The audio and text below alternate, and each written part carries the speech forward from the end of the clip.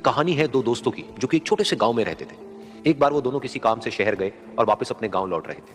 उनके गांव तक पहुंचने के लिए उनको एक घने जंगल से होकर के गुजरना था और जब वो उस जंगल से गुजर रहे थे तो एक दोस्त को प्यास लगी और वो पानी ढूंढने के लिए रास्ता भटक गए। थोड़ी ही देर बाद शाम हो गई और रात होने ही वाली थी।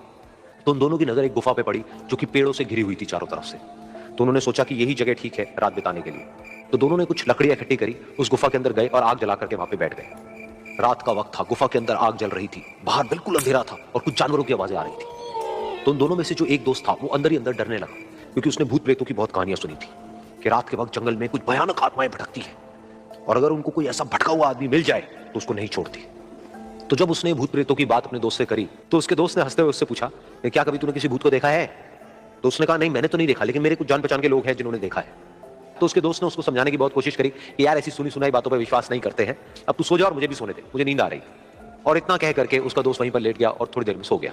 लेकिन वो जो अंदर से डरा हुआ था वो लेट तो गया लेकिन उसको नींद नहीं आ रही थी। उसको लग रहा था कि शायद यहां पर कहीं कोई है जो छुप करके कहीं से उसको देख रहा है। उस आग की वजह से कुछ परछाइयां बन रही थी वहां पर पत्थरों पर, तो उन परछाइयों को देख करके भी वो डर रहा था। फिर कुछ घंटे तक ऐसे ही चलता रहा। फिर उसके बाद में क्योंकि वो थका हुआ था तो उसको नींद आ गई। लेकिन नींद आने के कुछ देर बाद ही उसको एक सपना आया।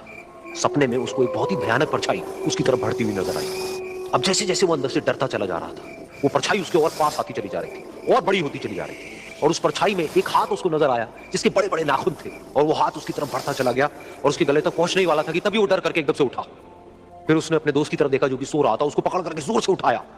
फिर उसने अपने दोस्त को बताया कि उसके साथ में क्या हुआ। तो उसका दोस्त फिर हंसने लगा। फिर उसके दोस्त ने उसको कहा, अब अगर दोबारा से तुझे वो परछाई दिखे तो तू वही कहियो जो मैं तुझे कह रहा हूं कहने के लिए।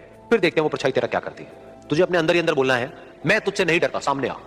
तो उसके दोस्त ने वैसा ही किया। थोड़ी देर बाद दोबारा से उसको सपने में वही परछाई नजर आई और वो परछाई धीरे धीरे उसकी तरफ बढ़ने लगी। लेकिन इस बार वो उस परछाई से डरा नहीं, बल्कि अपनी पूरी हिम्मत जुटा करके उसने वही कहा, मैं तुझसे नहीं डरता, सामने आ। मैं तुझसे नहीं डरता, सामने आ। मैं तुझसे नहीं डरता, सामने आ। जैसे जैसे वो ये बोलने लगा वो परछाई छोटी होने लगी और उससे दूर होने लगी। वो बोलता रहा, वो परछाई छोटी होती रही और धीरे धीरे वो परछाई दिखनी बंद हो गई। बिल्कुल ऐसा ही हमारी जिंदगी में भी होता है। हमारे अंदर जितने भी डर हैं, उससे हम जितना डरते हैं हम उतना ही छोटे होते चले जाते हैं और वो डर उतने ही बड़े होते चले जाते हैं।